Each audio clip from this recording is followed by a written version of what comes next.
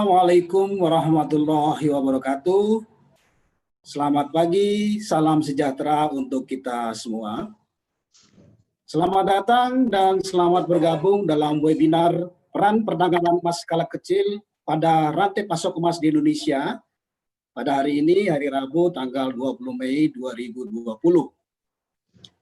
Terima kasih kami sampaikan kepada Yang Terhormat Bapak Rektor Universitas Mataram, Bapak Profesor Dr. Alu Husni SMHUM, dan Ibu Insinyur Yun Incian MSc, Direktur Pengelolaan B3 Kementerian Lingkungan Hidup dan Kehutanan Republik Indonesia yang telah bergabung dalam acara webinar ini. Webinar ini terselenggara atas kerjasama Kementerian Lingkungan Hidup dan Kehutanan, KLHK, Badan Pengkajian dan Penerapan Teknologi, BPTP, Gold Ismia Project, UNDP, dan Universitas Mataram. Peserta yang telah mendaftarkan diri untuk mengikuti webinar ini, kami terima sekitar 400 orang ya. Terdiri dari dosen dan mahasiswa Universitas Mataram dan akademisi dari perguruan tinggi lainnya. Ada juga pemangku kebijakan dari Kementerian SDM, Kementerian KLHK, Dinas SDM dan Dinas KLHK Provinsi dan Kabupaten.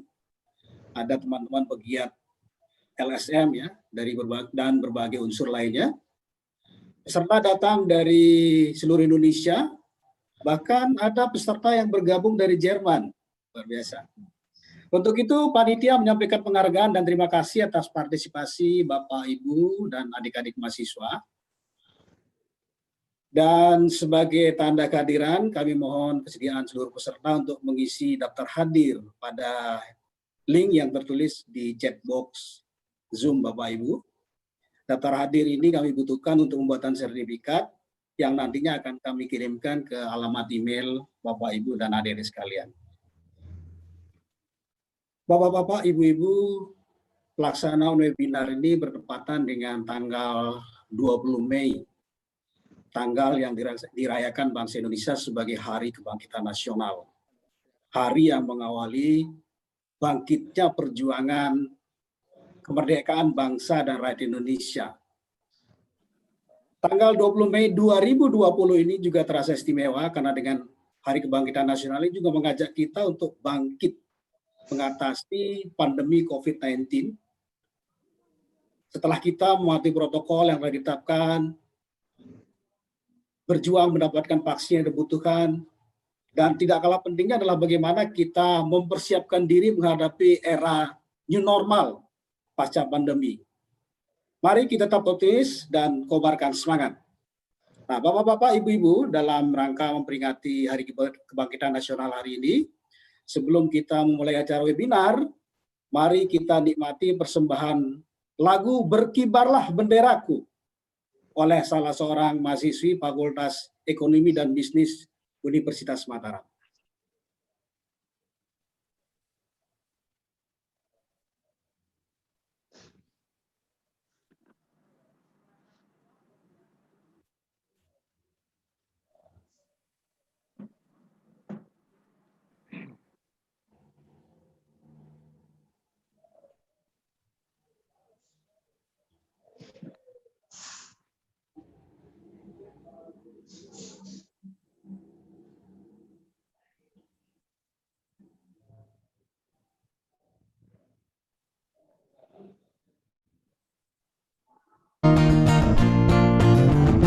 Berkibarlah benderaku, lambang suci gagah perwira di seluruh pantai Indonesia.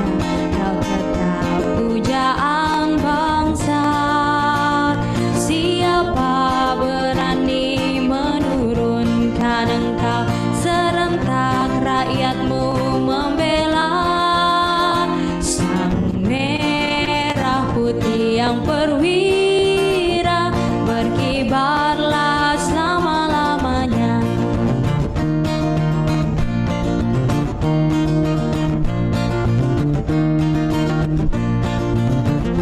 Kami rakyat Indonesia bersedia setiap masa mencurahkan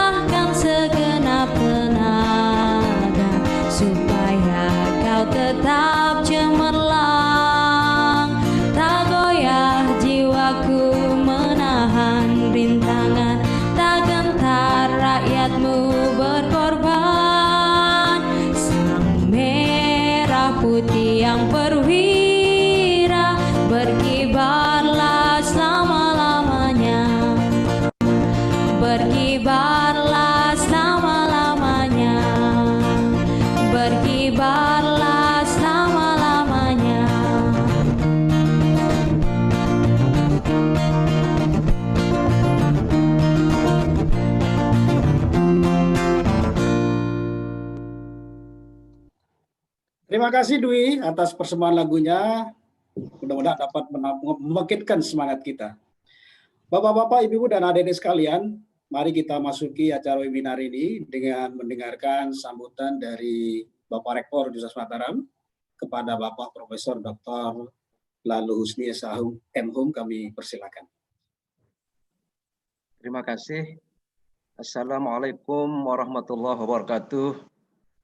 Waalaikumsalam warahmatullahi wabarakatuh. Selamat pagi, salam sejahtera untuk kita semua.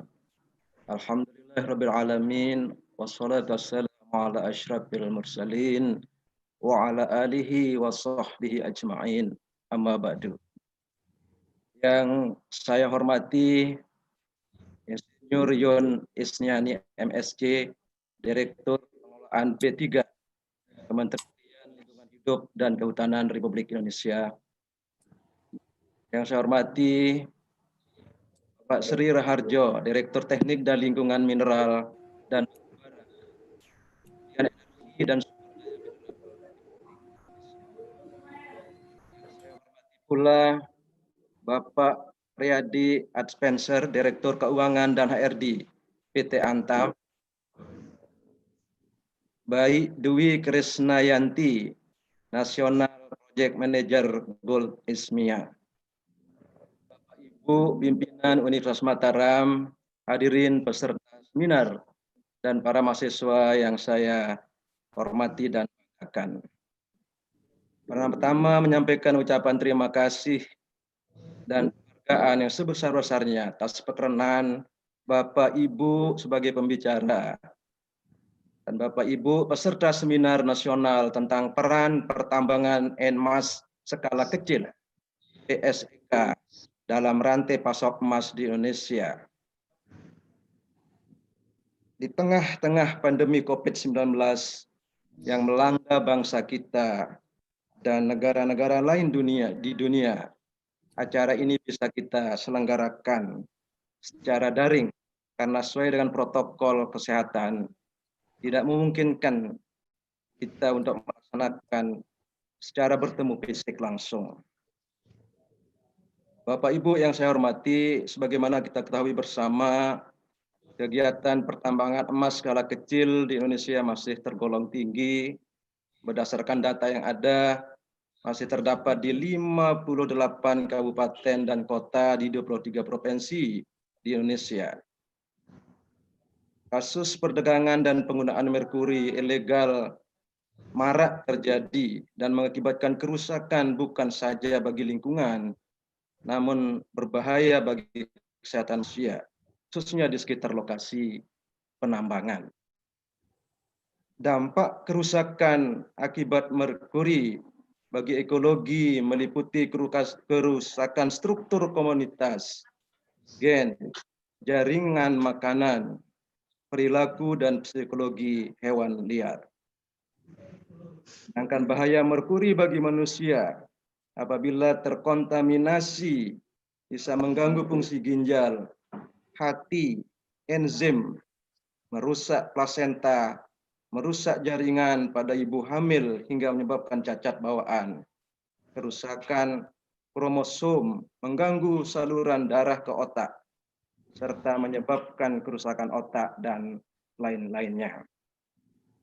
Berbagai upaya perubahan terhadap PESK tidak serta-merta dapat dilakukan, mengingat kompleksitas aspek yang harus dipertimbangkan, termasuk kesiapan aparat penegak hukum dan awareness masyarakat untuk mematuhi aturan itu sendiri.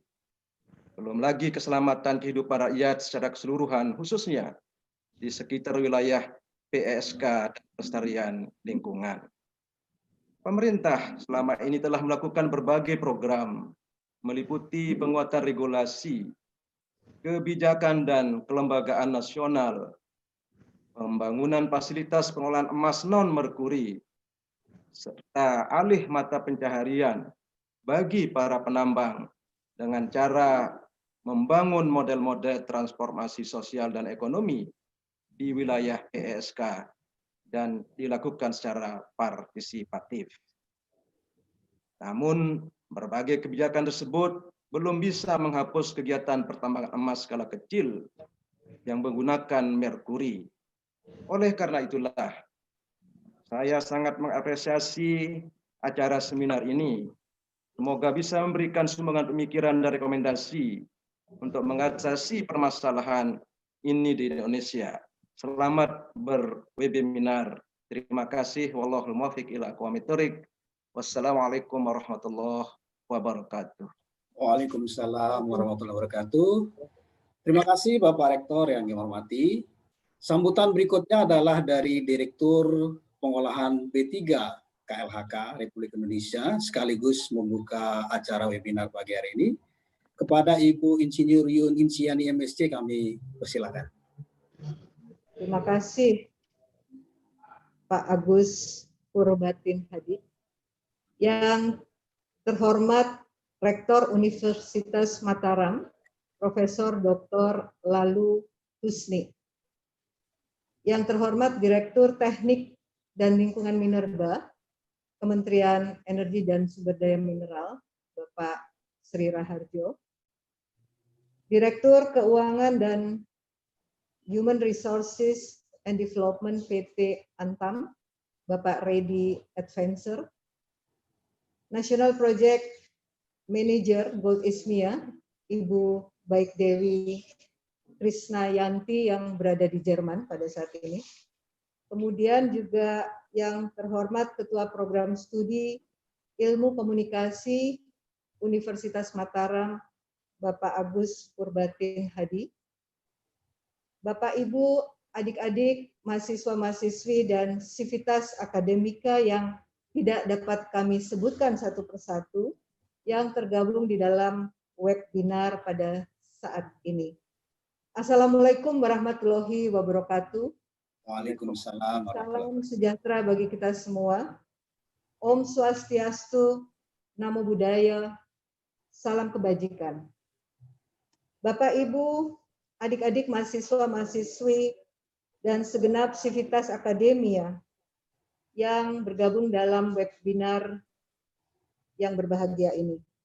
Pertama-tama marilah kita panjatkan puji dan syukur kehadirat Tuhan Yang Maha Esa atas limpahan nikmat dan kesehatan serta perlindungan kepada kita semua dari bahaya coronavirus disease 19 yang pada saat ini sedang melanda kurang lebih 290 negara termasuk Indonesia dan telah membawa kita pada masa-masa kehidupan yang berat dan sulit.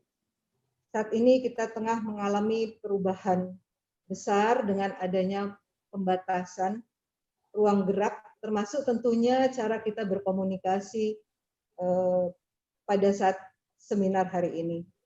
Namun demikian terkait dengan kebijakan dan perkembangan kebijakan yang dilaksanakan oleh pemerintah maupun pelayanan publik, kami tetap harus melaksanakan dengan sebaik-baiknya.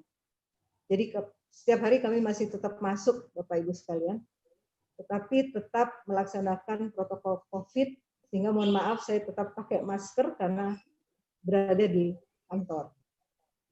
Oleh karena itu kita harus mulai terbiasa dengan tatanan kehidupan baru, normal baru, dan tetap menjaga jarak, tetap menjaga kebersihan agar kita bisa terus hidup bersahabat dengan coronavirus disease 19 ini.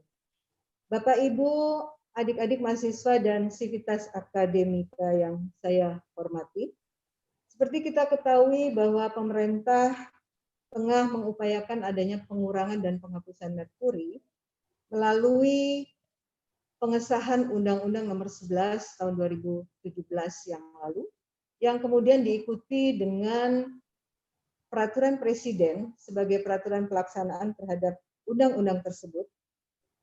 Dan ini mengatur mewajibkan pemerintah memiliki sebuah rencana aksi nasional, baik di tingkat pusat maupun di tingkat daerah. Dan berdasarkan ketentuan yang ada, rencana aksi ini harus sudah tersedia paling tidak 1 tahun setelah peraturan Presiden ini dilaksanakan. Oleh karena itu, pemerintah bekerja sama dengan UNDP telah melakukan sebuah kegiatan dalam rangka untuk mempercepat pelaksanaan dari peraturan presiden ini. Bapak Ibu tahu tentunya bahwa Gold Ismia Project telah berlangsung dan akan dilaksanakan selama 5 tahun ke depan. Untuk kondisi Nusa Tenggara Barat, tadi sudah disinggung juga oleh Bapak Rektor, bahwa penggunaan yang terbesar untuk merkuri itu dilakukan di kegiatan pertambangan emas skala kecil. Jadi kegiatan ini sudah berlangsung kurang lebih 11 tahun yang lalu, dimulai tahun 2009 hingga hari ini, dan nampaknya kegiatan ini juga terus berkurang, kurang lebih 20% yang masih beraktivitas, dan kita juga temukan masih menggunakan merkuri secara diam-diam. Sebab sejak dilakukannya atau diberlakukannya peraturan presiden ini, masyarakat atau penambang semakin sulit untuk menemukan merkuri, dan juga sudah ada alternatif bahan kimia lainnya seperti sianida. Di balik upaya melarang penggunaan merkuri, bila kita telisik lebih dalam, sesungguhnya kegiatan pertambangan emas skala kecil ini juga memberikan kontribusi pada pasokan emas, baik secara nasional maupun di tingkat global. Studi World Bank menunjukkan bahwa 20% dari pasokan emas dunia itu berasal dari pertambangan emas skala kecil. Dan kita tahu bahwa kegiatan ini memang juga ada yang dilakukan secara tidak berizin, jadi ilegal, namun juga ada kegiatan yang sudah memiliki izin. Dan kita juga tahu bahwa pada saat mengolah emas untuk bisa memperoleh kualitas yang baik dan cepat, digunakanlah merkuri oleh para penambang. Dan kita tahu juga penggunaan ini seringkali tanpa kendali. Oleh karena itu, dari manfaat yang besar, tetapi juga kita temukan adanya hal-hal yang bisa mempengaruhi penurunan kualitas lingkungan. Sebab pada saat menggunakan merkuri, 50-60% merkuri itu akan terbuang ke lingkungan. Yang pada akhirnya merkuri ini bisa berpindah masuk ke tubuh kita melalui rantai makanan, dan ini yang juga kemudian mempersulit pemerintah di dalam melakukan proses pemulihan terhadap lahan-lahan yang terkontaminasi. Bapak, Ibu, adik-adik, mahasiswa-mahasiswi yang saya hormati, kita akan selalu diingatkan pada bencana kemanusiaan yang terjadi 60-65 tahun yang lalu, di mana akibat tercemarnya Teluk Minamata oleh limbah merkuri pada waktu itu, menyebabkan dunia kemudian bersepakat untuk tidak mengulangi peristiwa tragis tersebut, termasuk di negara kita. Dan jangan sampai hal ini pun akan menimpa saudara-saudara kita, khususnya generasi penerus, karena memang merkuri adalah bahan yang bersifat toksik, persisten, jadi selalu menetap, dan kemudian dapat masuk ke tubuh melalui rantai makanan. Jadi pada wilayah-wilayah di mana banyak pertambangan emas, merkuri itu akan terbuang ke lingkungan dan masuk ke dalam perairan, termasuk laut, sehingga akan memberikan potensi cemaran kepada produk-produk laut. Dan bagi wilayah-wilayah yang menjadikan perikanan sebagai lumbung ikan, tentu saja ini bisa mengkhawatirkan bahwa itu juga akan berada di tubuh akibat kita mengkonsumsi ikan setiap harinya. Oleh karenanya, pada kesempatan yang baik ini, saya ingin mengajak adik-adik mahasiswa, mahasiswi, serta Sivitas Akademika Universitas Mataram untuk bersama-sama pemerintah menyebarluaskan bahaya merkuri bagi lingkungan dan kesehatan.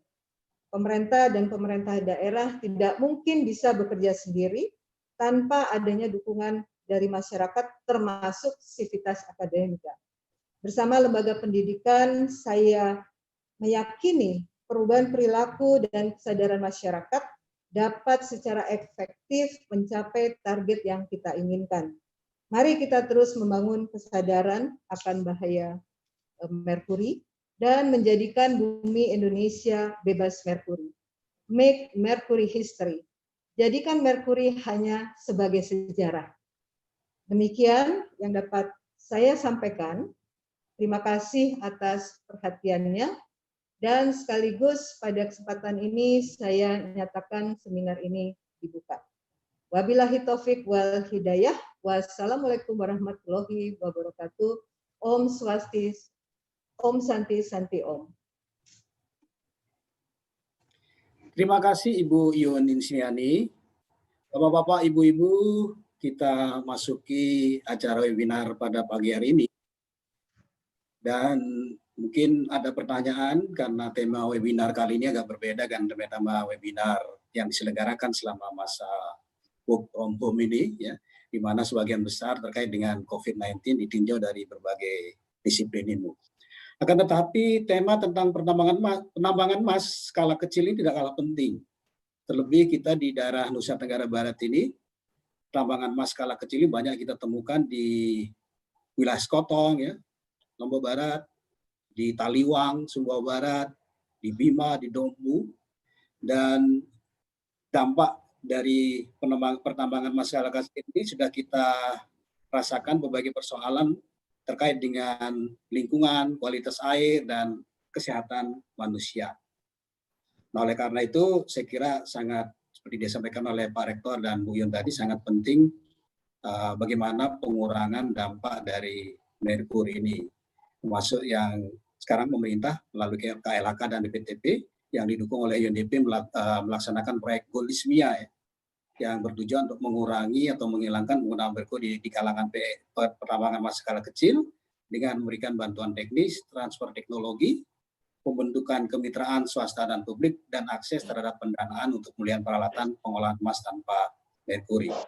Program ini dilaksanakan di 6 provinsi, salah satunya di Provinsi Nusa Tenggara Barat yang berlokasi di kawasan Kecamatan Sekotong, Kabupaten Lombok Barat.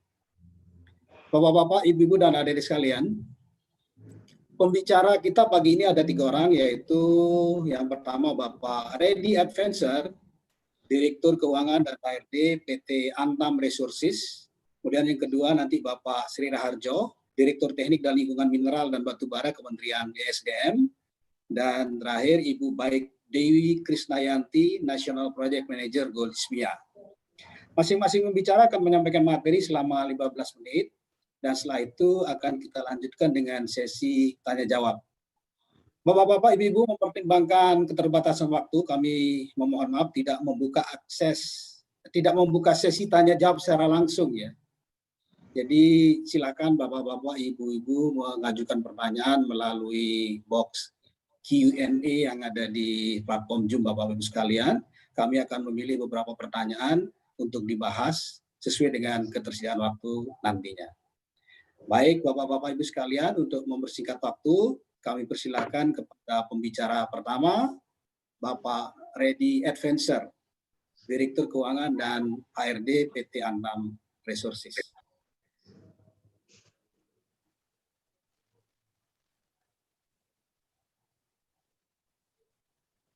Bismillahirrahmanirrahim. Assalamualaikum warahmatullahi wabarakatuh. Waalaikumsalam warahmatullahi wabarakatuh. Yang telah memberikan kita kesehatan serta kenikmatan sehingga kita dapat berwebinar kali ini. Salawat serta salam kita aturkan keharibaan junjungan Nabi besar Muhammad SAW. Juga salam sejahtera bagi kita semua. Atas kesempatan kali ini saya ingin mengucapkan terima kasih kepada Bapak Rektor Universitas Mataram, Profesor Lalu Husni, SHM, lalu Ibu Direktur Pengelolaan D3 KLHK, Ibu Yunin Sriani, rekan-rekan narasumber, Ibu Baik Dewi Krisnayanti, Bapak Sri Raharjo, dan Bapak moderator kita, Bapak Agus Purbatin Hadi. Saya akan memulai langsung saja materi yang dibawa, yaitu potensi emas di Indonesia dan rantai pasok emas. Ini kalau kita bicara mengenai tambang rakyat, sebenarnya sesuatu yang sangat sensitif karena sifatnya sedikit tertutup karena berurusan dengan masalah hukum. Sehingga tidak pernah ada kepastian keluar walaupun sudah ada beberapa kali survei dilakukan. Oke, next.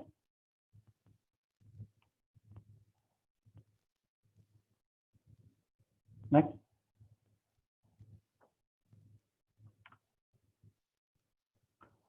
Di sini saya akan membawakan 4 outline.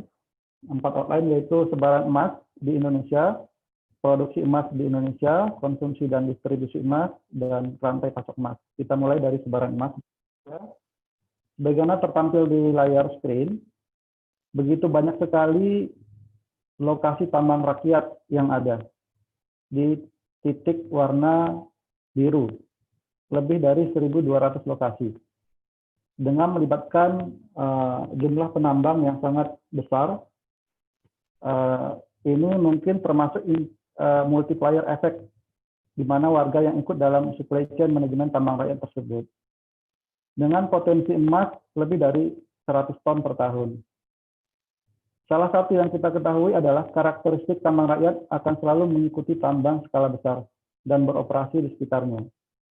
Kalau kita lihat, dari ujung barat sampai ujung timur, semuanya ada, mulai dari Sumatera, Nanggro Aceh Darussalam, di situ ada Gempang, Simelu, terus turun ke bawah ada Huta Bargot, Huta Baru, lalu Solok, Lebong, Pematang Kubuanto, Ranau, lalu di Jawa ada Pongkor, Cibaliung, Geger Bitung, Celogiri, Kokap, Tumpang Pitu, juga ada yang di Universitas Mataram itu Sepotong, Batu Hijau, lalu di Kalimantan ada Landak, Singkawang, kurang lebih dari 1.200 lokasi, dan kurang lebih ada 43 lokasi yang mengikuti tambang besar yang ada di seluruh Indonesia. Ini potensi yang sangat besar. Nah,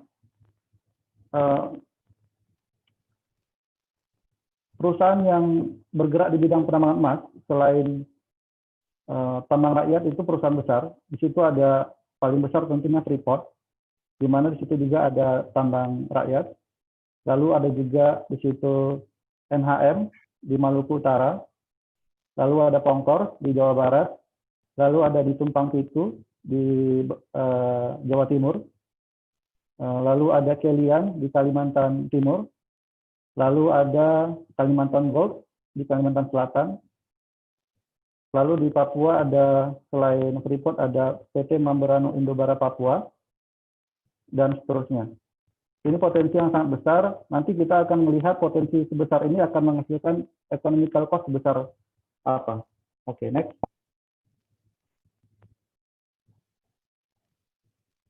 Ya. Dari layar produksi emas di Indonesia, menurut catatan Kementerian ESDM, dari tahun 2015 sampai tahun 2019, realisasi di tahun 2019 itu kurang lebih 109 ton emas. 109 ton emas ini itu bersumber dari 20 tambang legal tentunya, yang ada di tabel kanan atas. Nah, ini tambang ini PT Antam, yakni di dan Logam Mulia, yaitu emas yang bersumber dari kontrak karya dan impor. Kalau kita lihat di sini, di kiri bawah, di situ ada gambar di mana potensi IPR atau peti itu cukup besar, yaitu 105 ton per tahun. Itu merupakan data dari Asosiasi Penambang Rakyat Indonesia atau APRI, dan Freeport sekitar 48 ton per tahun. Kontrak karya ini adalah perusahaan tambang yang milik PMA. Milik PMA dan dia setara dengan undang-undang. Oke. Saat ini ada 13 kontrak karya yang melakukan pemurnian emas di Logam Mulia Antam. Karena ada kewajiban menurut undang-undang bahwa seluruh kontrak karya itu harus melakukan pemurnian di Antam. Kalau kita lihat Freeport tahun lalu itu di take over oleh MindID atau Inalum, di mana produksi mereka tahun lalu itu kurang lebih 30,2 ton. Nah, ini data tahun 2018 ya, 2018. Cadangan emas Freeport sendiri itu saat ini per tahun 2019 29,1 juta onces atau setara dengan 929 ton. Nah, tentu kapan habisnya ya masih tergantung produksi tahunan mereka. Dan jangan lupa di sana juga masih banyak potensi emas yang belum tereksploitasi karena masih dalam tahap eksplorasi dan pengembangan. Kalau kita lihat di pojok kanan bawah, di situ ada kebutuhan emas di dunia, di mana dunia ini tidak pernah kekurangan emas karena produksinya sangat besar, yakni mencapai kurang lebih 3.300 ton AU yang bersumber dari tambang. Dan 1.000 ton AU itu bersumber dari scrap, ya, dari perhiasan dan lain-lain. Demand-nya juga tidak kurang juga. Demand-nya sangat besar, mendekati dari tingkat produksi. Artinya, produk atau komoditas ini sangat diminati oleh masyarakat. Sehingga berapapun yang diproduksi akan terserap oleh pasar. Kalau kita lihat kesempatan di negara kita, ini bukan hanya untuk produksi dari sisi tambang saja, tapi kita sudah harus melihat potensi dari sisi proses pengolahan dan pemurnian. Proses pengolahan dan pemurnian ini saat ini memang sudah ada beberapa pengolahan dan pemurnian yang legal, namun cara rantai pasok emas belum terhubung dengan bagus ya, secara integrasi dengan bagus. Kalau kita ambil contoh di Singapura itu mereka memiliki metalor. Metalor itu dia sudah ada beberapa bullion bank yang memiliki gudang emas di sana, seperti ANZ, Credit Suisse. Lalu simbiosis pun terbentuk. Lalu perusahaan logistik muncul di sana, seperti Malta, Amit, Brinks, karena sudah ada refinery yang memurnikan emas. Sehingga sebagai hub penghubung jalur transportasi dan distribusi emas di sana itu sangat ideal. Sampai dengan mereka melihat peluang dan membuka Singapore Exchange, Singapore Bullion Market Association, di mana mereka membuka kontrak berjangka emas fisik. Nah, mudah-mudahan nanti di Indonesia dalam waktu dekat bisa mengikuti. Oke, next.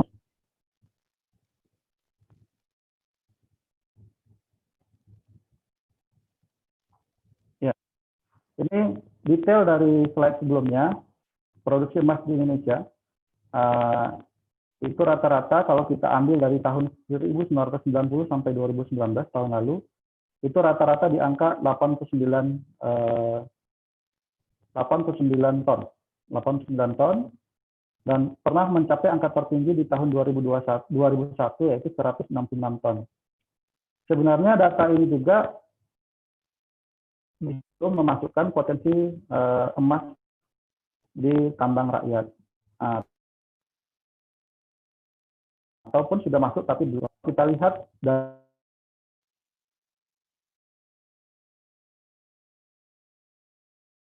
dari tahun ke tahun, dari tabel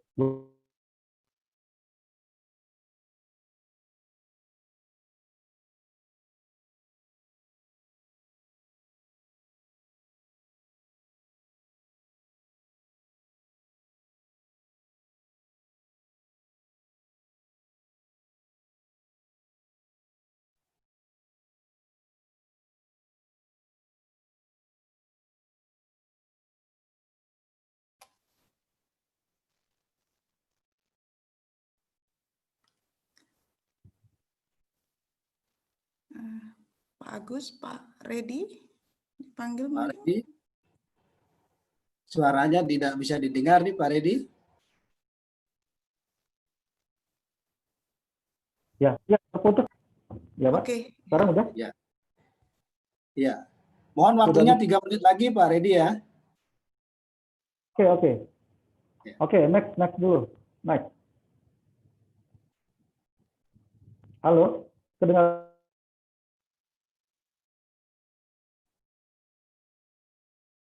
Enggak? Oke, di sini ada permintaan atau konsumsi dari emas, di mana dari tabel itu kita lihat 50% untuk perhiasan, 26% untuk investasi, dan sisanya untuk marginal dan teknologi. Sama dengan dunia, di mana dunia ini sangat besar menyerap emas, yaitu China, India, Amerika, dan Jerman. Next.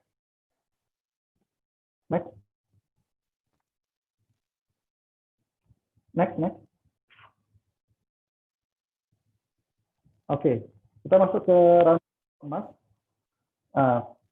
Kenapa kita lihat di sini ada gold dan ada diamond? Karena emas itu sangat terhubung dengan perhiasan. Sekali emas itu ditambang dan dia masuk ke manufaktur ataupun masih di refining, dia akan dibeli oleh perusahaan perhiasan untuk diubah jadi bentuk perhiasan. Dengan diubahnya emas tersebut dalam bentuk perhiasan, kemungkinan besar tracing dari mana emas tersebut berasal itu sudah sulit dilakukan. Di sini ada large scale mining dan small scale mining, lalu ada financial institution yang terlibat di dalamnya. Mudah-mudahan nanti small scale mining juga akan melibatkan financial institution, lalu ada trade association. Mudah-mudahan financial dan trade association ini di Indonesia bisa berkembang dengan cepat sehingga lembaga keuangan itu menganggap bahwa membiayai Tamarat itu bankable. Oke, next. Ya, ini kita lihat kalau di Antam, itu rantai pasoknya itu dari kontrak karya, itu saat ini mereka langsung dalam produk emas granul itu diekspor. Kenapa? Karena memang kalau mereka jual ke internal, itu kena pajak. Kena pajak PPN 10%, karena granul itu tidak dianggap emas batangan, dan kalau mereka ekspor keluar, mereka dapat pajak masukan dapat dikreditkan, sehingga menguntungkan. Industri perhiasan juga begitu. Mereka kalau misalkan menjual langsung ke Antam atau LM, mereka kena PPh pembelian 1,5% dan PPN 10%. Nah, ini kita harapkan bisa berubah seperti grafik yang di bawah, sehingga daya serap emas di Indonesia itu meningkat, perputaran emas di Indonesia itu meningkat. Dalam supply chain emas, mengambil sumber emas, kami juga punya supply chain policy, kebijakan rantai pasok. Kita lihat di kanan itu ada emas Antam halal, di mana kita pertama harus know your customer, di mana emas itu berasal. Nah, ada beberapa hal yang memang kami utamakan, yang tertera di gambar, dari mana sumber emas tersebut. Intinya begitu. Next. Oke, ini kita masuk ke hitung-hitungan ya. Kalau kita lihat grafik di samping itu perputaran margin dari penambang sampai dengan pemodal itu 75%. Margin penambang murni hanya $70. Kalau kita asumsikan ini dalam dolar. Jadi ini harga emas $55.000 per kilogram itu 2 hari lalu saya masukkan. Nah, kalau total 5 kilogram transaksinya itu setara dengan 275.000 kilogram, 275.000 US dollar. Nah, ini grafik ini biasa terjadi di daerah yang sangat remote dengan infrastruktur yang belum memadai ya. Jadi kalau grafik di samping, maka perputaran income di level penambang itu bisa mencapai 1,085 miliar. Atau kalau per penambang, ada 1.000 penambang, itu 1 juta per penambang. Kalau kita scale up seperti tadi dalam awal slide-nya Gold Ismia, di mana 20% dari 160.000 kilogram emas itu berasal dari Tamar Rakyat, maka setara dengan kurang lebih 32 tahun atau 32.000 kilogram emas tahun. Itu proporsional dengan jumlah penambang, dimasukkan hari kerja 240 hari, sehingga didapatkan 133 kilogram per hari kerja proporsional. Dengan melibatkan jumlah penambang itu hampir 30.000, putaran margin itu kurang lebih 28,9 miliar dengan kurs 15.500. Jadi ini sangat besar ya. sangat besar potensinya. Kalau kita lihat dari kondisi di lapangan, praktek di lapangan, ini banyak sekali rantai pasok di tengah sehingga yang diterima oleh penambang itu sangat kecil. Di mana Tamarai menjual emas itu sebagian besar masih campuran antara emas dan perak ke pengepul yang biasanya berada di dekat tambang. Nah, pengepul ini menerima emas dengan standar harga untuk emas. Namun ada beberapa keuntungan dari pengepul. Pertama, selisih harga, biasanya mereka menggunakan RTI. Kedua, kelebihan emas dari pemurnian emas. Jadi mereka menimbang atau mengukur nilai emas tersebut itu masih 1-2 poin lebih rendah dibanding seharusnya. Lalu ketiga, ada mineral ikutan itu perak, itu dianggap sebagai bonus yang tidak dihitung ke penambang. Nanti pengepul besar ini akan menjual kembali ke toko emas besar atau perhiasan, lalu dari perhiasan akan masuk ke manufaktur besar. Oke, next. Baik, mungkin dari saya demikian. Bapak dan Ibu, jika ada pertanyaan silakan. Terima kasih atas perhatian semua. Assalamualaikum warahmatullahi wabarakatuh. Stay safety dan healthy. Waalaikumsalam warahmatullahi wabarakatuh. Terima kasih Pak Redi. Berikutnya kita dengarkan paparan pembicara kedua, Bapak Sri Raharjo, Direktur Teknik dan Lingkungan Mineral dan Batubara Kementerian SDM Republik Indonesia. Pada Pak Sri Raharjo, kami silakan Pak. Baik, terima kasih Pak Agus. Selamat pagi semuanya. Assalamualaikum warahmatullahi wabarakatuh. Yang saya hormati Pak Rektor, Ibu Yun, Pak Agus, ada Pak Redi, dan Bu Baik. Dan rekan-rekan sekalian, pada kesempatan ini saya akan menyampaikan beberapa hal mengenai kondisi penambangan emas skala kecil di Indonesia. Silahkan langsung ke slide selanjutnya saja. Jadi ada 4 hal yang ingin saya sampaikan. Pertama adalah peran pemerintah dalam perizinan pertambangan minerba. Kemudian ada penjelasan sedikit mengenai wilayah pertambangan rakyat dan izin pertambangan rakyat. Kemudian apa permasalahannya, dan yang terakhir adalah rencana ke depan kira-kira seperti apa.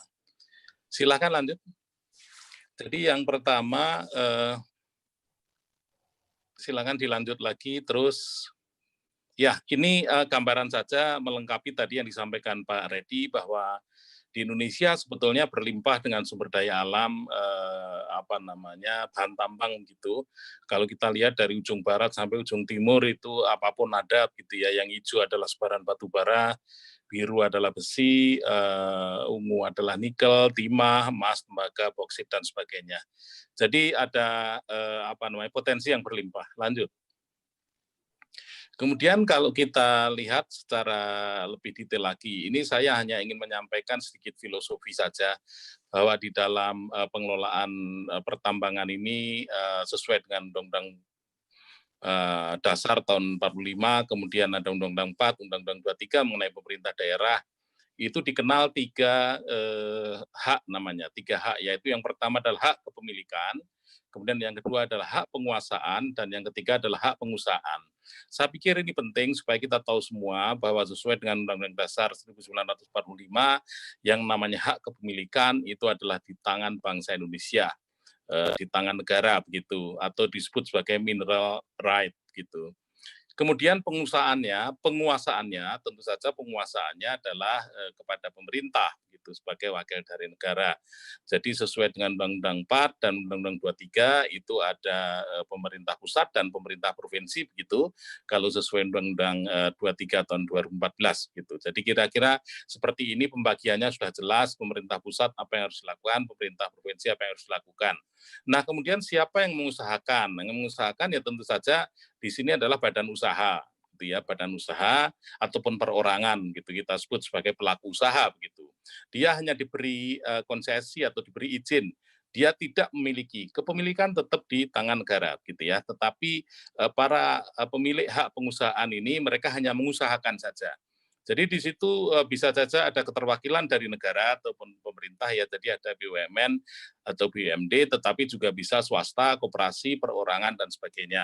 Jadi kira-kira seperti itu haknya ya. Saya hanya ingin menekankan saja bahwa untuk yang ketiga hak pengusahaan ini mereka tidak memiliki. Jadi Kita sering mendengar bahwa saya sebagai pemilik tambang itu cadangan saya punya cadangan sebesar sekian.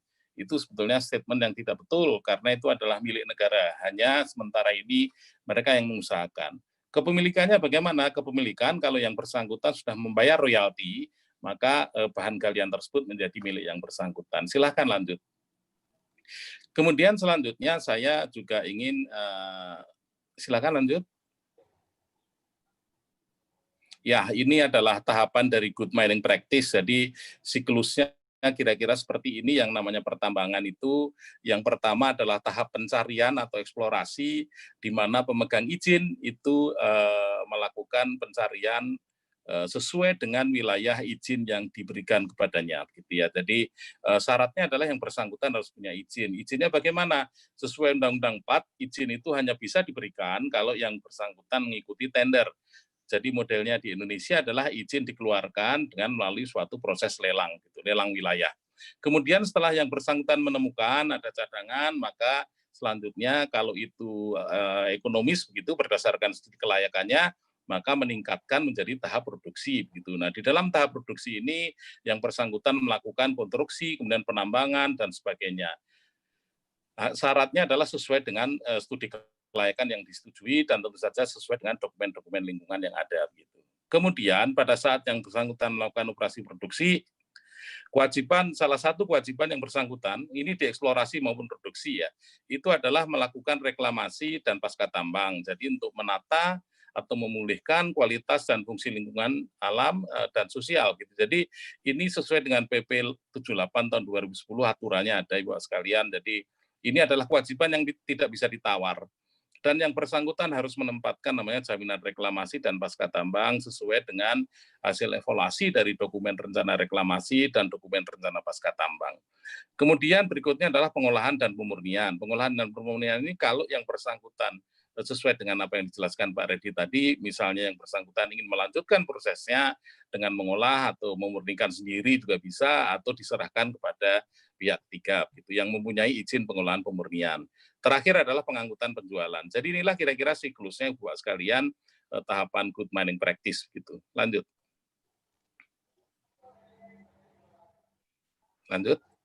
Nah, ini yang berikutnya adalah mengenai konsep wilayah pertambangan yang saya pikir juga harus dipahami oleh kita semua. Jadi ada namanya wilayah pertambangan. Wilayah pertambangan itu dibagi menjadi 3. Ada namanya wilayah usaha pertambangan, di bawahnya ada WUP mineral radioaktif, mineral logam, batu bara, mineral dan seterusnya begitu. Ujungnya adalah bahwa nanti wilayah-wilayah ini bisa dimintakan oleh pelaku usaha dalam bentuk wilayah izin usaha pertambangan, sehingga nanti diterbitkan oleh pemerintah izin usaha pertambangan atau yang kita kenal sebagai IUP. Sementara untuk wilayah pertambangan rakyat itu nanti izinnya berupa izin pertambangan rakyat. Ini semua komoditas kecuali radioaktif ini sesuai dengan PP 23 2010. Kemudian yang di sebelah kanan itu adalah wilayah pencadangan negara atau WPN, di mana ini adalah yang sifatnya strategis untuk jangka waktu lama itu dikuasai oleh negara, sementara ini dilakukan pencadangan negara. Nanti kalau mau diusahakan atau dibuka untuk bisa diusahakan, itu akan ditetapkan sebagai WUPK. Kemudian nanti keluar izinnya adalah izin usaha pertambangan khusus. Jadi di sebelah kiri kita punya izin usaha pertambangan, di sebelah kanan kita izin usaha pertambangan khusus, di tengah kita punya namanya izin pertambangan rakyat gitu. WIUPK atau IUPK ini juga bisa berasal dari bekas wilayah yang dikembalikan oleh para pelaku izin karena suatu sebab atau diciutkan, maka dia ditetapkan sebagai wilayah izin usaha pertambangan khusus juga. Silakan. Nah, ini hanya rinciannya saja Ibu sekalian. Jadi WPR itu apa? Ada di sini kriterianya. Jadi dia ada cadangannya, kedalamannya maksimum 25, kemudian luasannya berapa dan sebagainya, penggunaan alat dan sebagainya. Intinya adalah seperti itu di undang-undang yang ada, tapi kemudian berdasarkan masukan dari berbagai pihak, maka di dalam Undang-Undang 4 perubahan Undang-Undang 4, maka kriteria tersebut ditingkatkan. Jadi misalnya untuk kedalaman maksimum bisa 100 meter, kemudian luas bisa 100 hektar, bukan 100 meter itu 100 hektar, dan seterusnya begitu. Nah, kemudian juga di dalam undang-undang yang baru bahwa yang namanya IPR ini dibantu sepenuhnya oleh seluruh pihak. Jadi apakah itu pemerintah ya dalam bentuk penetapan WPR dengan cara cepat, kemudian pencarian cadangan-cadangan itu juga oleh pemerintah. Kemudian kemitraan bisa juga melibatkan badan usaha nanti yang akan sebagai bapak angkat gitu kira-kira. Lanjut. Ini sebarannya, tadi sudah disampaikan juga, tapi ini kami hanya ingin menekankan bahwa di seluruh Indonesia itu sesuai dengan keputusan keputusan Menteri SDM tentang wilayah pertambangan tahun 2017, itu WPR itu ada 3.329, kemudian luas totalnya 410.882 hektar. Ini adalah wilayah pertambangan rakyat, bukan izin pertambangan rakyat. Lanjut. Sebarannya kira-kira seperti ini, Bapak sekalian. Jadi di berbagai provinsi itu ada dan masing-masing luasnya seperti apa begitu. Silakan dilanjut saja. Nah, ini adalah izin pertambangan rakyat. Jadi kalau tadi adalah WPR, maka ini adalah izinnya. Izin pertambangan rakyat ini harus di dalam wilayah WPR gitu. Yang legal gitu ya. Jadi ada 35 ini menurut catatan di kami. Jumlah luasnya hanya 185 hektar ya. Dan ini berkembang terus, ini status bulan April tahun 2020, kami terus berupaya mengupdate melalui kerjasama dengan teman-teman pemerintah daerah. Lanjut. Ini adalah prinsip-prinsip pertambangan skala kecil begitu ya, dan kaitannya dengan pertambangan tanpa izin. Jadi kalau kita lihat pertama itu sudah jelas disebutkan di dalam Undang-Undang 4 tahun 2009 ya tentang pertambangan minerba bahwa pasal 108 itu kalau orang tidak punya izin usaha pertambangan, tidak punya izin pertambangan rakyat ataupun tidak punya izin usaha pertambangan khusus, maka yang bersangkutan akan dikenakan tindakan pidana gitu ya. Bisa penjara 10 tahun atau denda paling banyak 10 miliar gitu. Ini di dalam undang-undang yang baru ditingkatkan jumlahnya kalau nggak salah menjadi 100 miliar gitu. Kemudian kalau mau melakukan usaha pertambangan rakyat, maka formalisasinya atau legalisasinya dalam bentuk IPR, dan IPR tersebut harus berada dalam satu WPR, wilayah pertambangan rakyat. Ini sesuai dengan pasal 20, pasal 35. Kemudian ada lagi peraturan Presiden nomor 21 mengenai RAN BPM. Jadi ini disebutkan di sini bahwa kalau untuk pertambangan itu nanti skemanya adalah pertambangan emas skala kecil, diformalkan begitu menjadi pertambangan emas skala kecil, kemudian dalam periode waktu 2018 sampai 2030, kemudian dilakukan pemantauan dan evaluasi begitu.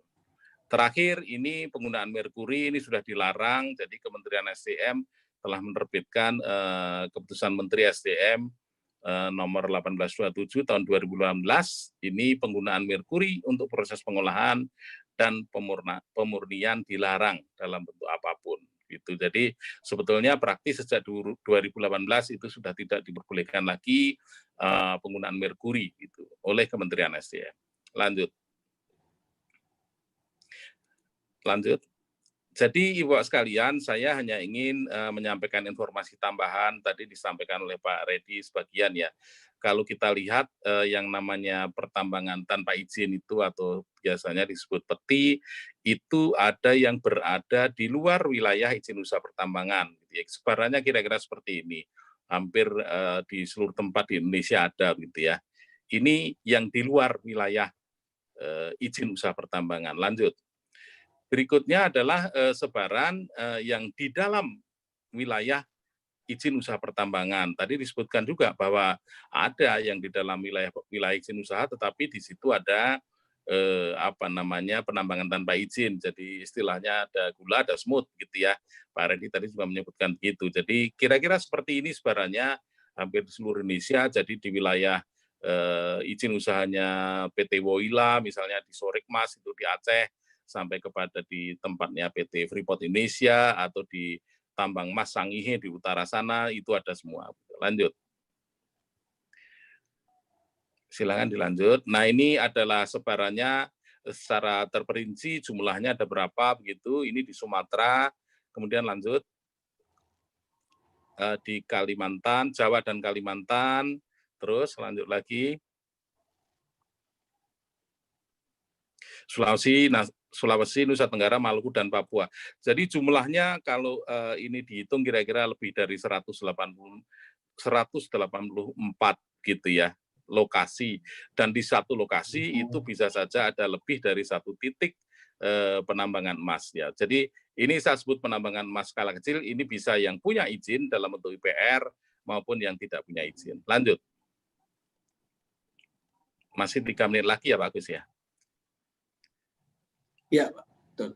Jadi ini saya hanya ingin memberikan ilustrasi saja dampak penambangan tanpa izin ya. Kebetulan ini ilustrasinya di Gunung Botak. Jadi kira-kira kondisinya seperti itu begitu ya. Itu dampaknya ada 6 dampak ini kalau kita lihat. Jadi kalau sebelah paling kiri atas itu hilangnya sumber mata pencaharian akibat kerusakan lingkungan gitu ya. Kemudian penambang ini terkadang atau sering berasal dari luar daerah sehingga terjadi konflik dengan masyarakat setempat, itu seringkali terjadi, kemudian ancaman penyebaran penyakit, kemudian penerimaan negara hilang, kemudian korban jiwa, dan terakhir menimbulkan bencana, begitu, berpotensi menimbulkan bencana. Lanjut, saya ada beberapa ilustrasi foto-foto, silakan. Nah, ini adalah contohnya kerusakan lingkungan akibat penambangan tanpa izin. Ini saya yakin Pak Reddy bisa melihat ini di mana yang punyanya Antam atau di lokasinya Antam gitu. Lanjut. Kemudian ini pengabaian aspek K3, jadi keselamatan kerja. Kita lihat bahwa tambang dalam yang seharusnya menggunakan pilar atau penyangga, tetapi di situ tidak ada penyangga atau sangat minim sehingga tidak mengikuti prinsip-prinsip penambangan yang benar begitu, dan akibatnya kita tahu di beberapa tempat terjadi longsor yang mengakibatkan korban jiwa. Lanjut. Ini penggunaan merkuri, jadi kita lihat secara terang-terangan di beberapa tempat memang ada instalasi ini dan mereka menggunakan merkuri walaupun sudah dilarang, tetapi kita tahu bahwa kita bisa saat ini mungkin masih ya bisa membeli merkuri dari toko online ya, itu sudah tersedia. Jadi memang tantangannya luar biasa bagaimana penegakan hukum untuk penggunaan merkuri ini. Lanjut.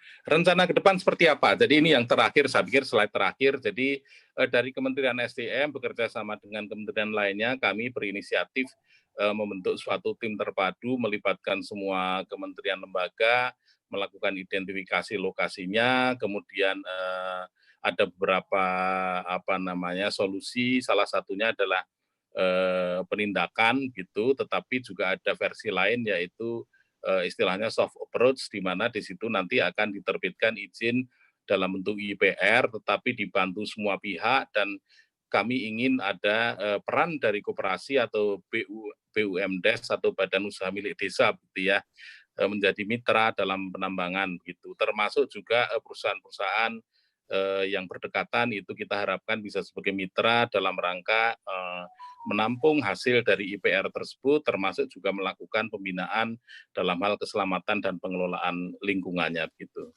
Jadi itu saya pikir yang bisa saya sampaikan Ibu sekalian, sedikit ilustrasi memang sangat terburu-buru karena dalam waktu 15 menit, tetapi saya pikir saya cukup tepat dengan waktu ya Pak Agus ya. Jadi saya kembalikan kepada moderator, terima kasih atas perhatiannya, mohon maaf kalau ada yang tidak berkenan, dan saya akhiri dengan wassalamualaikum warahmatullahi wabarakatuh. Baik, terima kasih Pak Sri Raharjo, waktunya tepat ya. Pembicara ketiga adalah Ibu Baik Dewi Krisnayanti. Saya kira pembicara terakhir ini bagi keluarga besar Universitas Mataram sudah tidak asing lagi ya, karena beliau sebelum menjadi project manager di Golismia adalah dosen di program studi ilmu tanah di Fakultas Pertanian. Dan saya kira penelitian beliau tentang merkuri, dampaknya terhadap pertanian dan lingkungan sudah banyak beliau lakukan sejak masih menjadi dosen. Dan Beliau bergabung dengan kita langsung dari Jerman. Ini sudah jam berapa di sana, Bu Dewi? Jam 5 ya? Jam 5 pagi, betul Pak Agus. Jam 5 pagi. Ya. Sudah makan sahur, sudah ya? Sudah selesai Pak. Baik. Baik, Bu Dewi, kami persilakan. Terima kasih banyak Pak Agus. Selamat pagi Ibu adik-adik mahasiswa dan rekan-rekan dosen Universitas Mataram, serta Ibu Bapak peserta webinar hari ini. Presentasi yang akan saya sampaikan hari ini merupakan hasil penelitian dampak penggunaan merkuri dari aktivitas pertambangan emas skala kecil, khususnya di Sekotong di Lombok Barat. Next. Next, Irma. Next, ya. Ini adalah beberapa metode pengolahan emas skala kecil yang umum dilakukan di Indonesia. Ada sistem pendulangan, sistem dompleng atau sluice box, ada juga sistem gelondong. Kesamaan ketiga metode ini adalah menggunakan merkuri. Sedangkan sistem tong atau sianidasi tidak menggunakan merkuri, tetapi seringkali umumnya bahan yang diolah pada saat menggunakan tong itu telah diproses terlebih dahulu dengan menggunakan merkuri. Sehingga limbah dari sistem tong ini justru akan sangat berbahaya bagi lingkungan karena tidak hanya mengandung merkuri, juga mengandung sianida. Mengapa penambang menggunakan merkuri? Karena ini sangat mudah dan cepat. Saya tidak perlu harus sekolah tinggi-tinggi ketika ingin jadi penambang untuk menggunakan merkuri. Saya cukup bisa melihat tetangga saya, 2-3 hari saya bisa melakukan yang hal yang sama. Saya katakan cepat, karena kalau saya jadi penambang, saya bisa naik ke gunung malam hari, mendapatkan 2-3 karung, kemudian saya turun dari gunung lagi, kemudian batu saya proses, saya tumbuk, saya gelondong menggunakan merkuri, sore hari saya sudah bisa mendapatkan uang.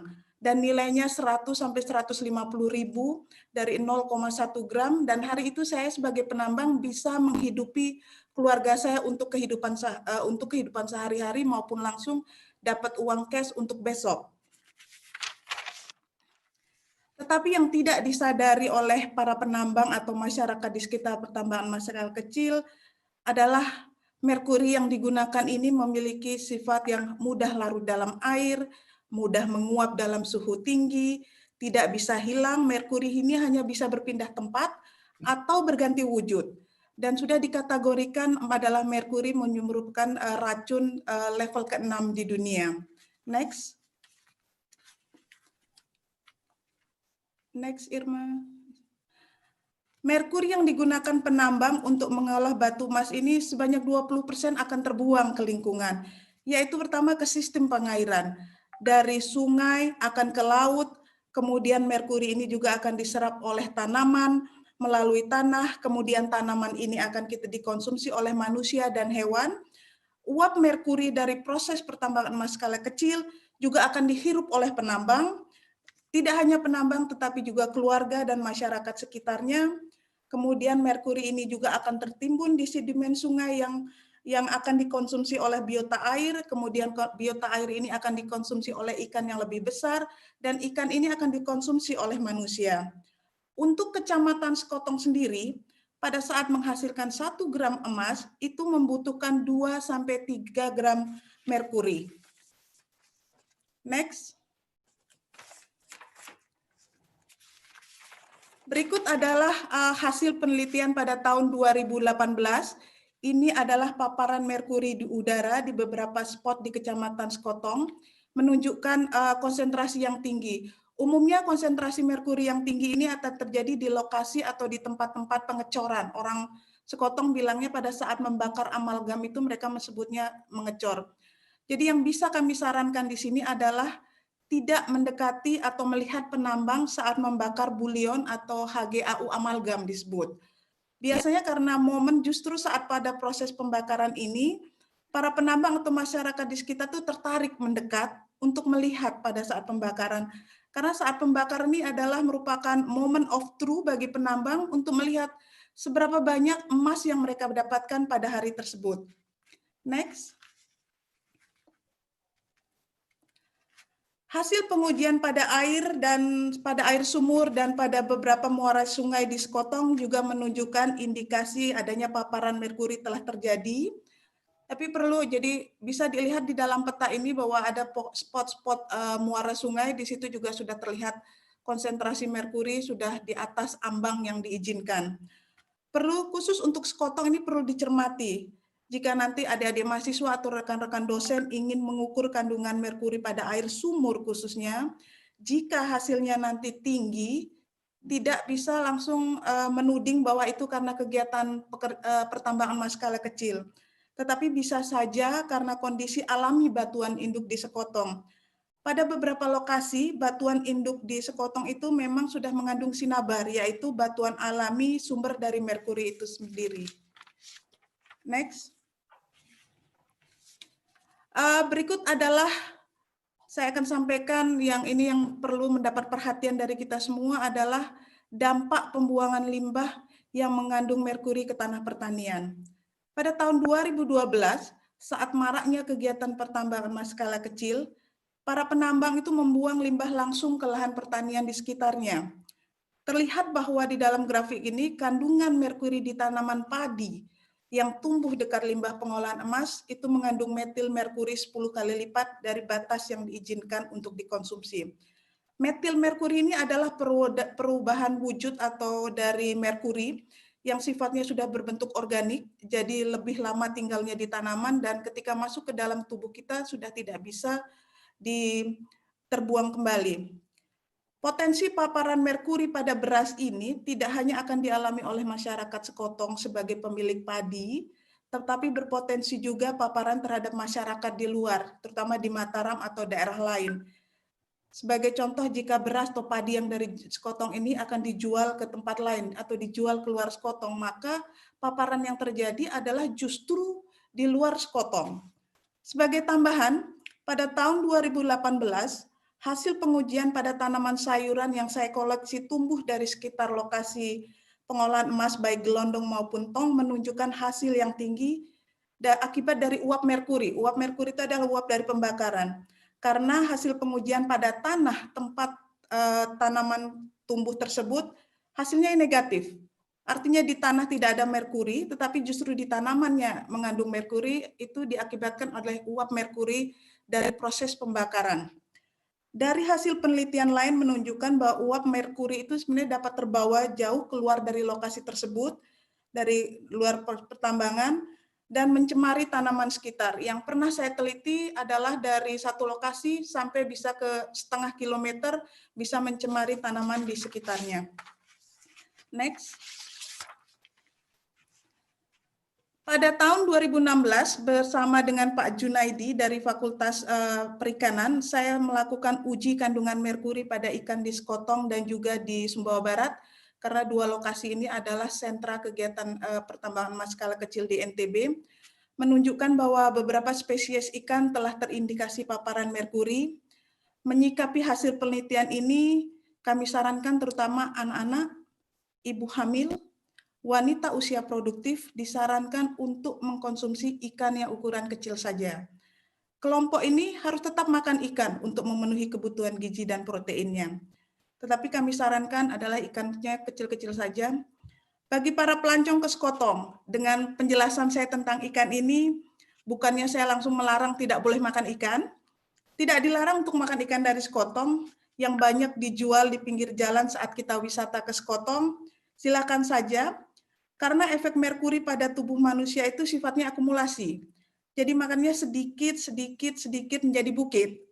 Saya pun tetap kalau ke sekotong makan ikan, tapi ikan yang saya pilih tidak ukuran besar, tapi cukup sebesar ukuran tangan saja, sebesar 15 cm, karena ukuran dari hasil penelitian ikan yang ukuran tangan ke 15 cm, akumulasi merkurinya yang terjadi belum banyak. Next. Jadi dari hasil penjelasan tersebut, yaitu dari kita menghirup udara yang mengandung merkuri, meminum air, memakan tanaman, kemudian kita makan ikan, akumulasi merkuri dalam tubuh manusia itu dapat menyebabkan gangguan pada sistem saraf, sistem kardiovaskular, sistem imunitas, sistem reproduksi, hati, dan ginjal. Beberapa foto tersebut menunjukkan anak-anak yang tinggal di daerah pertambangan emas skala kecil. Jadi bisa dilihat bahwa kelompok yang paling rentan terhadap keracunan merkuri bukannya para penambang, tetapi anak-anak serta wanita usia produktif. Gejala keracunan merkuri pada manusia itu sebenarnya tergantung juga pada tingkat sensitivitas dan imun perseorangan. Gejala dapat terlihat paling cepat 5 tahun, umumnya akan terlihat sampai 10 sampai 15 tahun. Jadi gejala yang paling mudah kita lihat pada saat kita mengidentifikasi apakah seseorang telah terkontaminasi oleh merkuri atau tidak adalah tremor. Tetapi identifikasi tremor tangan bergetar ini pun harus bisa dibedakan apakah ini karena perokok juga akan mengalami tremor. Jadi tingkat sensitivitas terhadap keracunan yang hasil dari penelitian yang kami lakukan bersama Ibu Eka dari Fakultas Kedokteran, bahwa di satu lokasi di Sekotong Madiun Sumbawa ada beberapa penambang yang baru melakukan penambangan 5 tahun sudah terlihat gejala keracunan merkuri, tetapi ada penambang yang sudah melakukan 10 bahkan 15 tahun tidak mengalami gejala apapun. Jadi ini pun masih tergantung dari sensitivitas dan imunnya seseorang. Next. Jadi dari penjelasan saya terhadap dampak merkuri dari sektor PSK justru telah menjadi perhatian internasional dan juga tentu saja pemerintah Indonesia untuk membantu sektor ini, yaitu dengan tidak semata-mata terus menutup atau menghentikan kegiatan ini, karena perlu disadari bahwa 1 juta penduduk itu menggantungkan hidupnya dari kegiatan ini. Dari hasil penelitian saya pada tahun 2012 di Pulau Lombok saja, itu sebanyak 22.000 orang itu menggantungkan hidupnya dari sektor penambangan emas skala kecil.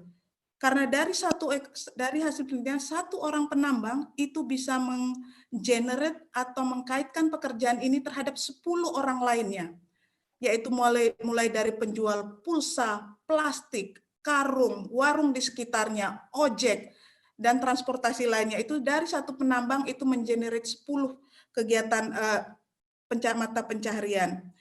Dari sektor informal ini, itu pada tahun 2012 untuk di Lombok sendiri itu kehilangan income sebesar 22 juta US dollar.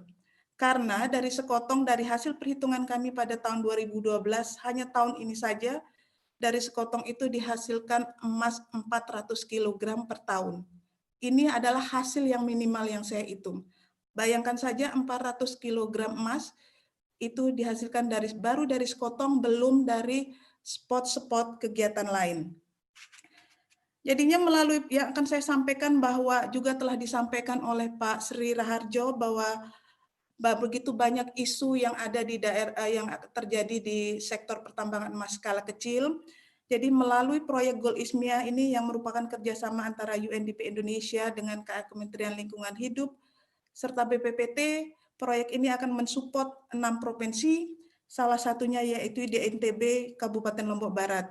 Kami juga telah mendapat permintaan dari Kementerian Lingkungan Hidup untuk mensupport tambahan daerah yaitu Kabupaten Sumbawa, di mana di Kabupaten Sumbawa ini kami akan memfasilitasi untuk penerbitan wilayah pertambangan rakyat. Jadi yang akan kami lakukan dalam proyek ini adalah kami akan mendukung formalisasi kegiatan pertambangan emas skala kecil di 6 project site kami, yaitu melalui penguatan regulasi. Kami akan juga melakukan bantuan terhadap pembiayaan kepada koperasi-koperasi yang ada.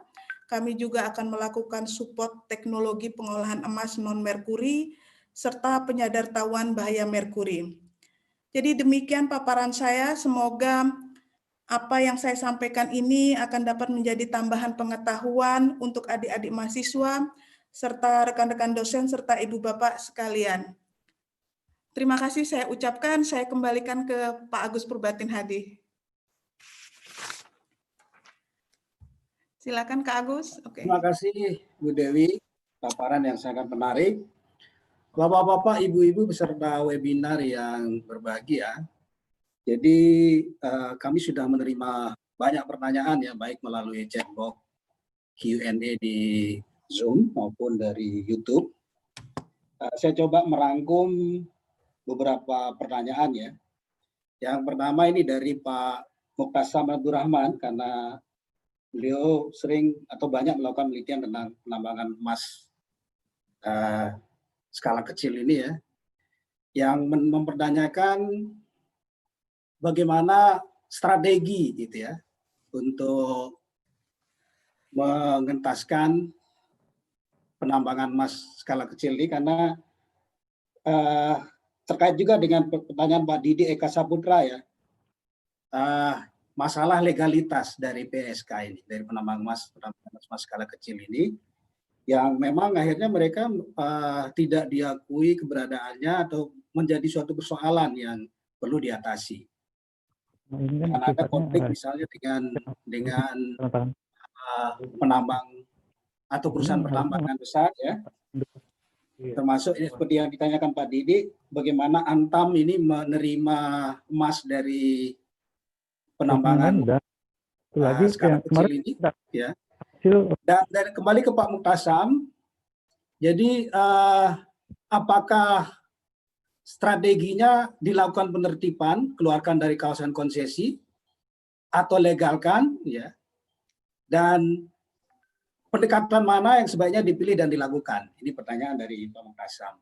Ini juga senada dengan pertanyaan Ibu Ruth Stella Tei, ya, karena beliau juga Ketua Pusat Studi Wanita ya.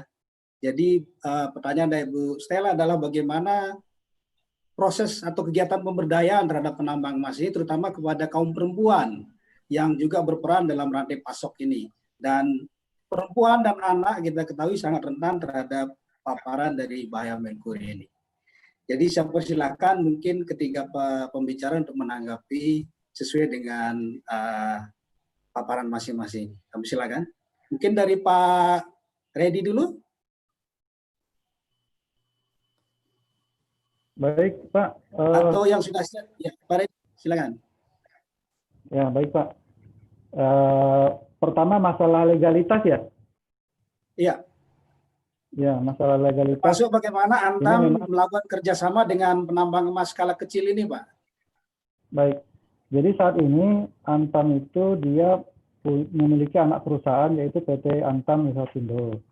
Antam Misorsindo ini memang diberi kewenangan untuk mencari emas dari domestik. Karena selama ini Antam dia mostly impor emas dari luar. Di mana dampak dari impor tersebut ada defisit transaksi karena impor dalam US dollar, sehingga diperbesarlah porsi atau kuota pencarian emas domestik. Hanya pencarian emas domestik ini tidak boleh melanggar dari aturan yang telah ditetapkan oleh pemerintah maupun LBMA, di mana seperti yang kami sampaikan di slide tadi, ada beberapa hal di mana kita sangat mempertimbangkan dampak lingkungan dari aktivitas penambangan dan legalitas dari penambangan tersebut. Nah, apa yang bisa kita usahakan ke arah sana ya, mudah-mudahan nanti para pihak bisa bertemu secara langsung, karena saat ini juga kami sudah ada kerjasama dengan salah satu koperasi yang memiliki IPR di daerah Tatelu. Jadi hal ini sudah terjadi dan mudah-mudahan bisa di scale up skalanya jadi seluruh Indonesia. Demikian Pak. Baik, terima kasih Pak Reddy. Mungkin dilanjutkan dengan Pak Sri Raharjo. Silakan Pak Sri. Terima kasih.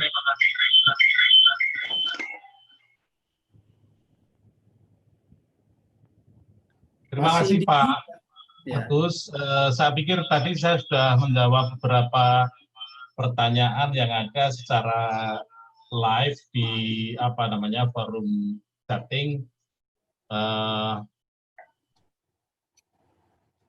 Namun sebetulnya kalau berkenan, sebetulnya Bu Yun juga bisa ikut menjawab.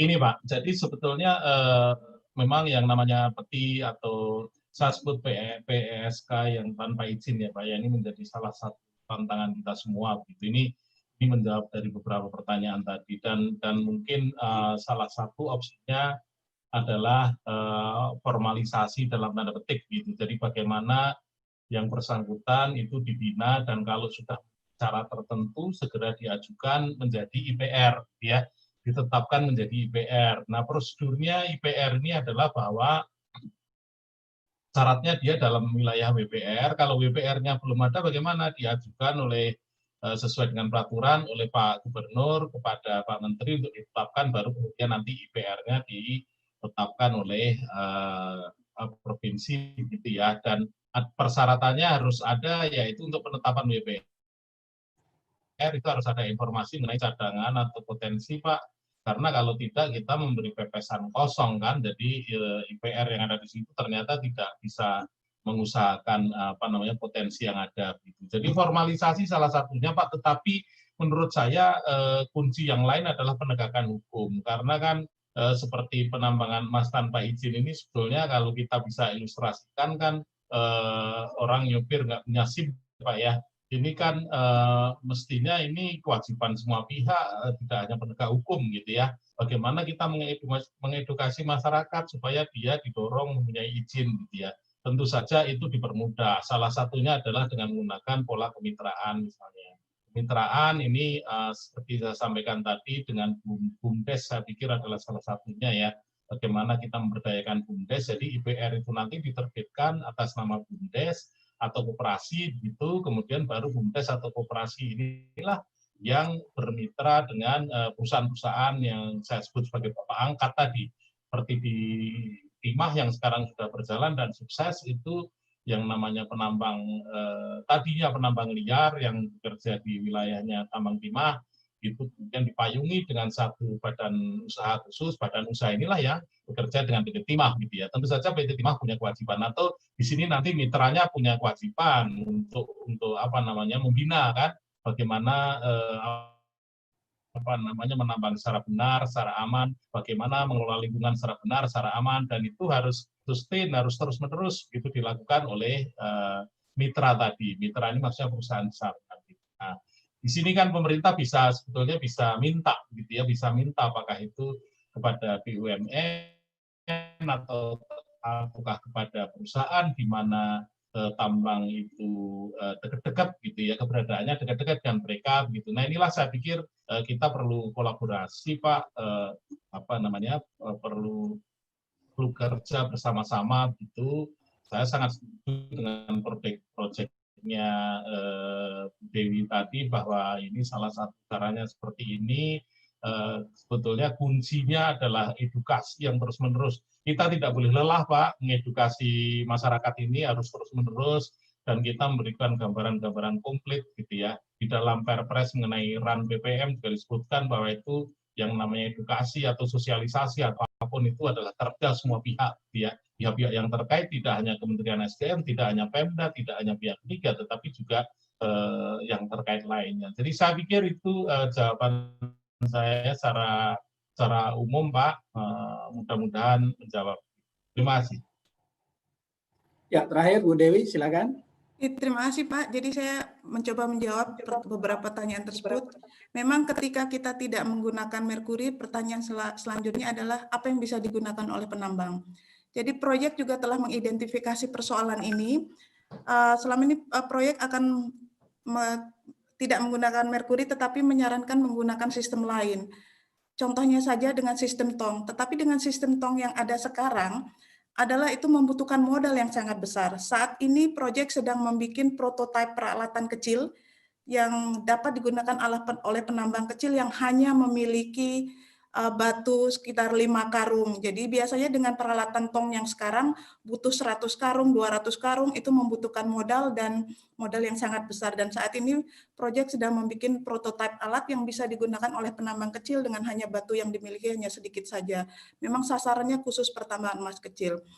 Terkait dengan penjelasannya Pak Sri, juga proyek juga akan mendukung formalisasi pertambangan emas skala kecil, yaitu dengan cara peraturannya. Kami bantu juga bagaimana cara menerbitkan WPR, kami bantu juga untuk memenuhi syarat AMDAL-nya, kami bantu juga bagaimana penerbitan IPR. Jadi kami bantu juga melalui proyek untuk penguatan koperasi-koperasi penambang yang ada. Nanti jika koperasi ini kami akan membuat sebagai koperasi plus, Pak Sri. Jadi koperasi plus ini untuk khusus koperasi penambang akan kita support juga, Pak, tentang kapasitas untuk keselamatan, Pak. Kami akan bantu dengan asuransi bahwa setiap anggota koperasi memiliki asuransi kesehatan untuk keselamatan kerja.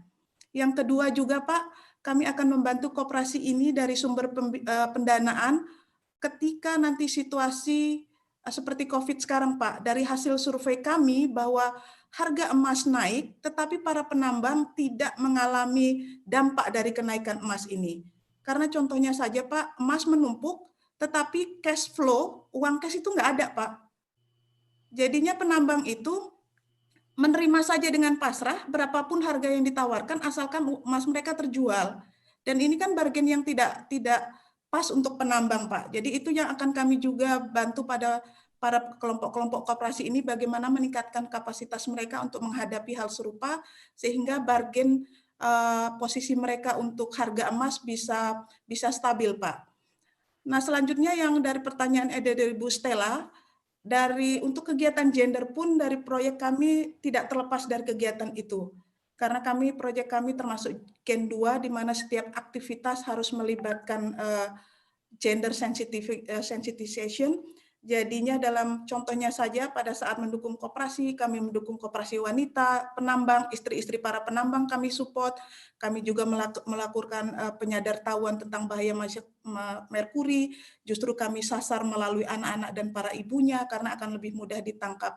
Jadi kami juga telah mempunyai program-program gender seperti itu.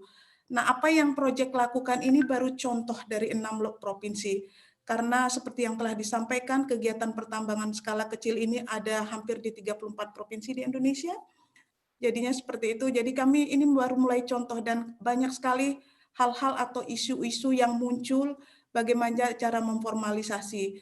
Perlu saya sampaikan juga bahwa dari hasil identifikasi kami tidak semua kegiatan pertambangan emas skala kecil ini bisa diformalisasikan. Ada yang bisa atau ada yang tidak bisa. Jadi bagi lokasi-lokasi yang tidak bisa diformalisasikan, tentu ada peran pemerintah untuk alternatif livelihood. Jadi yang kita bisa support. Seperti itu Pak Agus, jawaban dari kami dari sisi proyek Pak. Ya, terima kasih Bu Dewi, Pak Sri Rajo, dan Pak Redi ya. Sebenarnya banyak sekali pertanyaan ini termasuk yang kami terima dari chatbox di YouTube ya. Ada dari Pak Yusuf Mungensidi, Inspektur Tambang NTB, ada Bu Rika dari Teknik Pertambangan UPN, ada Pak Irfan dari Dinas SDM Kalimantan Barat. Tapi saya kira sebagian sudah dijawab oleh Pak Sri tadi, yaitu tentang regulasi dan bagaimana tindak lanjut setelah adanya peraturan Menteri SDM tadi. Dan ada juga informasi dari Profesor Sajan bahwa ketika beliau dan Dinas Pertanian harus memberikan sertifikat Prima 3, pada daerah-daerah pertambangan ini masih dijumpai residu logam berat di tanaman, sehingga salah satu kendala untuk memberikan sertifikat Prima 3 sebagai kelayakan produksi pertanian. Baik Bapak-Bapak sekalian, sebenarnya ya kami mohon maaf tidak bisa mengakomodir semua pertanyaan, tapi satu hal yang bisa kita simpulkan dari webinar kali ini bahwa pertambangan emas skala kecil tidak ditinggalkan oleh pemerintah, tapi justru mendapatkan perhatian dari pemerintah dengan upaya-upaya untuk legalisasi, ya, formalisasi tadi, dan juga memberikan kesempatan kepada pelaku ekonomi di lokal, ya, misalnya melalui BUMDes, koperasi, turut berperan serta. Dan juga nanti pemerintah juga melalui proyek tadi seperti disampaikan oleh Bu Dewi akan memberikan pendampingan kepada para penambang emas skala kecil, ya, sehingga bisa mereka melakukan usaha dengan baik, tidak membawa persoalan terhadap lingkungan dan kesehatan, dan juga bisa meningkatkan kesejahteraan petani emas penambang emas di skala kecil di Indonesia. Baik Bapak-Bapak Ibu, sekali lagi kami sampaikan terima kasih kepada Bapak Rektor, Bapak Profesor Dr. Lalusni, kepada Ibu Yunisiani, Direktur B3 Pengolahan B3 KLHK, Pak Sri Rajo, Direktur Teknik dan Lingkungan Mineral dan Batubara SDM yang juga pada pagi hari ini menjadi pembicara, pada Pak Redi dari Antam, dan juga kepada Bu Dewi yang sudah berbagi ilmu kepada kita semua. Kami mohon maaf apabila ada hal-hal yang tidak berkenan dalam seminar ini, dan kami ingatkan bagi bapak-bapak, ibu-ibu yang belum mengisi daftar hadir, silakan bapak-bapak, ibu-ibu mengisi di link yang sudah ada di chatbox Zoom Bapak-Ibu sekalian. Ini kami butuhkan untuk pembuatan sertifikat, dan panitia memohon waktu sekitar paling lambat 2 minggu sudah bisa dikirim ke email Bapak-Bapak, mengingat beberapa hari lagi kita akan masuki Idul Fitri ya, dan keterbatasan waktu untuk menuliskan itu. Baik Bapak-Ibu sekalian, terima kasih atas partisipasi Bapak-Ibu dosen, adik-adik mahasiswa, kemudian juga peserta lain yang datang dari berbagai daerah di Indonesia. Materi presentasi juga dapat diunduh di link yang sudah kami bagikan. Dan apabila ada hal-hal yang kurang memuaskan atau kurang berkenan, kami mohon maaf. Billahi taufik wal hidayah. Wassalamualaikum warahmatullahi wabarakatuh. Tetap di rumah, Waalaikumsalam. tetap sehat dan tetap semangat. Ya. Terima kasih Pak Sri, terima Terima kasih, kasih Pak Pak. Redi. Terima kasih. Ya.